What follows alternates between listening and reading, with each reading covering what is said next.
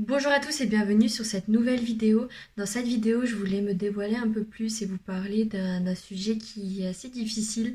J'ai beaucoup hésité à faire cette vidéo parce que je n'ai pas vraiment l'habitude de me dévoiler comme ça. Mais je vais parler des viols conjugaux dans cette vidéo parce que je sais que c'est un sujet qui est pas très à la mode, on va dire, et il y a pas mal de personnes qui refusent d'en parler ou tout simplement qui n'osent pas. J'ai décidé que ce serait une bonne vidéo parce que ça pourra sûrement servir à certains d'entre vous, à mieux vous comprendre et peut-être mieux comprendre vos sentiments, vos énergies. Et je vais vous dire également comment je suis sortie de ces énergies qui sont très très nocives, qui ont été très nocives pour moi et très négatives. Et je pense que j'en suis sortie il y a peu de temps, mais j'en suis sortie. Et je vais vous dire pourquoi et comment dans cette vidéo.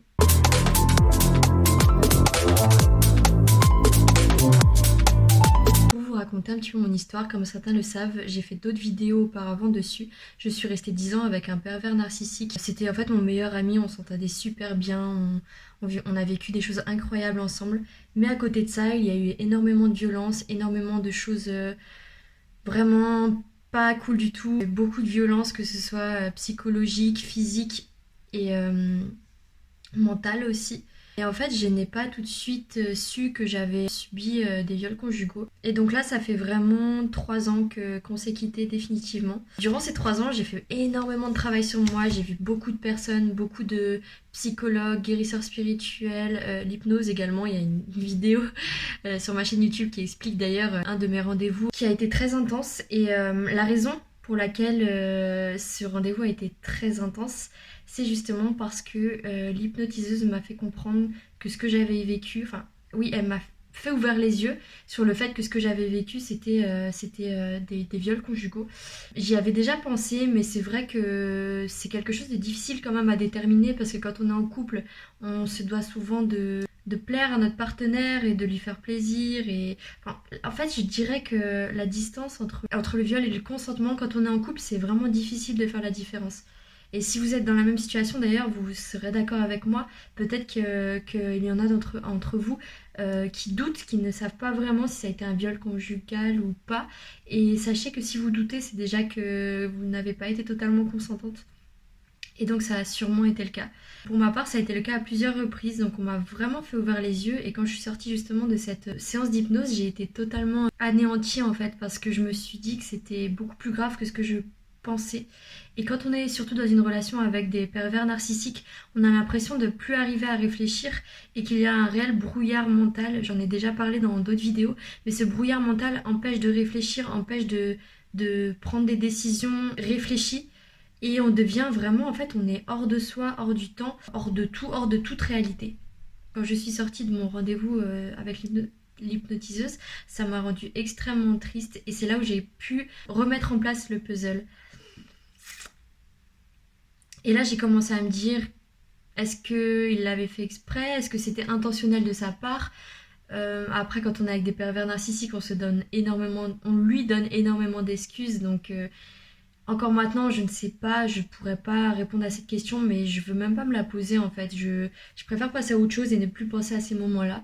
Donc pour ça, je laisse tout ça de côté. Je sais pas honnêtement si c'était intentionnel. En tout cas, je sais que derrière, il y avait vraiment une sorte de perversion de me voir souffrir. Et ça, c'est propre à tous les pervers narcissiques et surtout dans les relations sexuelles. Donc ils adorent nous voir souffrir aussi. Donc il y a une sorte de sadisme derrière. Donc oui, pour ça, j'en suis persuadée. Après, est-ce que c'était vraiment intentionnel? Je préfère pas me poser la question parce que je veux pas le peindre comme un monstre à ce point-là. Donc sur ça, j'essaye de ne pas y penser. En tout cas, les faits sont là et c'était bien réellement ce qui s'est passé lors de la relation. Ça explique beaucoup de choses parce après la rupture, donc on a passé quand même 10 ans ensemble et il y a eu pas mal de cas comme celui-ci. Donc je les compte pas en fait parce que pour moi ça faisait partie du quotidien. Ce qui rajoute encore un peu de tristesse dans cette annonce, c'est que ouais, ça a duré pendant 10 ans et c'était très régulier. Alors ce que ça a fait au niveau énergétique, c'est que vraiment j'ai commencé à me sentir hors de mon corps, que j'étais plus capable de prendre des décisions. Quand on subit des viols conjugaux, on essaie de se protéger en mettant notre cerveau en off.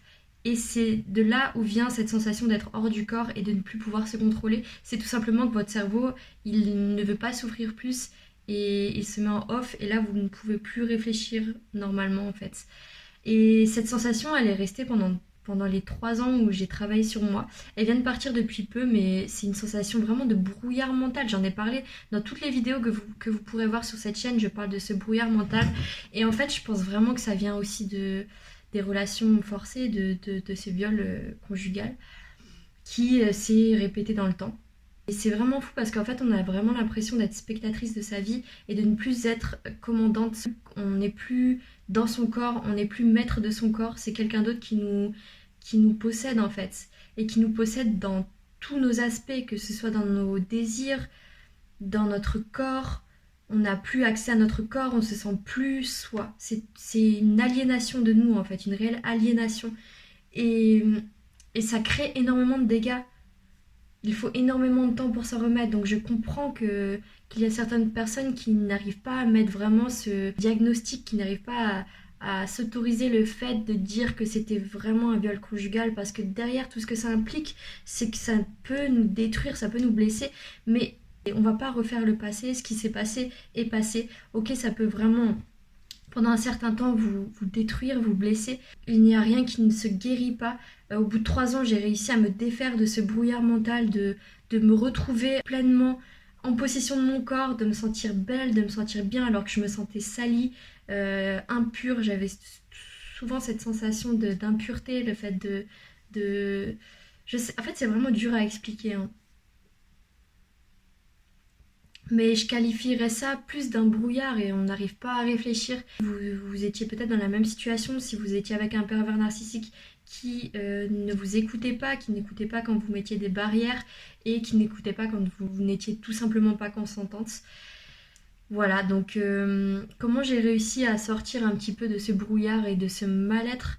Il faut savoir que j'ai eu de l'acné, j'ai perdu beaucoup mes cheveux juste après la rupture, donc je ne sais pas exactement si c'était tout ce stress dû à la relation. Il y a également le Covid, donc je sais pas, c'est un mélange un peu de tout. Mais ce que je suis sûre, c'est qu'au niveau interne, ça m'a fait réellement des chamboulements incroyables. C'est là où j'ai commencé à chercher énormément d'aide de l'extérieur, donc là j'ai commencé à voir des psychologues, ça n'a pas marché, à voir un guérisseur spirituel. Ça a été efficace, enfin plus ou moins efficace. Je cherchais de l'aide partout, partout. Je suis allée voir des hypnotiseurs, plein de personnes extérieures, jusqu'à avril de 2022 donc, où là je me suis rendu compte qu'il fallait que j'arrête de chercher les réponses à l'extérieur. Ça peut sembler cliché, mais j'ai vraiment une illumination sur ça, de me dire qu'en fait j'avais tous les pouvoirs pour me guérir moi-même, et que toutes ces personnes extérieures, elles m'aidaient seulement à m'ouvrir les yeux. Seulement ça, elle m'aidait seulement à m'ouvrir les yeux. Et ça, je suis totalement capable de le faire moi-même.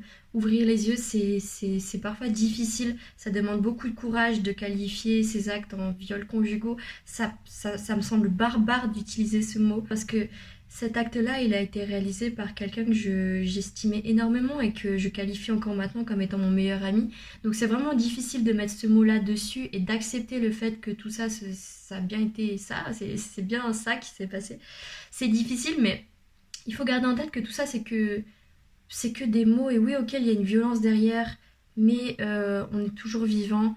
Et au niveau énergétique, il y a plein de moyens pour aller mieux, pour se guérir, mais toutes les réponses sont en vous et dans les livres aussi, parce qu'il y a plein de livres pour guérir. Mais tout ça, ça ouvre des clés qui sont déjà en vous, ça vous illumine seulement des parties de vous que vous avez déjà en vous. Si j'ai un livre à vous recommander pour tout ce qui est violence sexuelle, violence avec des pervers narcissiques et par rapport aussi au féminin blessé, j'ai déjà recommandé ce livre dans une autre vidéo, mais il est extrêmement puissant. C'est le livre Diosa de Christine Gutiérrez. C'est une réelle thérapie dans un livre, donc il est assez long. C'est un livre que vous lirez lentement, mais ça en vaut vraiment le coup. C'est une thérapie en fait. Il y a tout l'équivalent d'une thérapie de plusieurs mois dans ce livre, qui coûte seulement 20 € et qui m'a énormément aidé déjà à enlever ce brouillard mental, à me pardonner, à pardonner mes faiblesses que j'avais eues pendant ces 10 ans, ma naïveté aussi, il faut l'avouer. Ça m'a permis de me pardonner et également de pardonner mon ex. Personne n'est jamais tout blanc, tout noir, je suis pas en train de totalement remettre la faute sur lui, je sais que j'ai mes parts d'erreur, mais voilà, ce qui s'est passé, c'est passé, et maintenant on essaye d'avancer tous. La meilleure façon, c'est vraiment de lire, de garder la foi, et surtout de ne pas perdre espoir, puisque même si ça peut prendre 3 ans comme moi, des fois ça pourra prendre 5 ans, 6 ans. Mais sachez qu'une fois que vous aurez franchi cette étape et que vous serez capable de ressentir les émotions comme avant et même mieux qu'avant, là vous allez vous dire que toute cette souffrance vous aura servi à passer une étape supérieure et à être une version de vous-même encore meilleure. Peut-être qu'elle a été blessée, peut-être qu'elle a été cassée, mais la version supérieure sera encore bien meilleure et vous verrez que tout ça, ça se transformera en force et que tout ça sera vraiment bénéfique, j'ose le dire. Ce sera bénéfique pour vous. Ce sera bénéfique pour vous.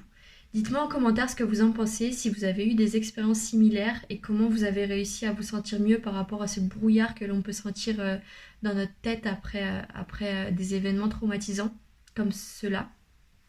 Et j'ai hâte de vous entendre et surtout n'oubliez pas de vous abonner, je vais sortir encore plein de vidéos qui vont peut-être parler de ce sujet si ça vous intéresse et de comment j'ai réussi à y faire face.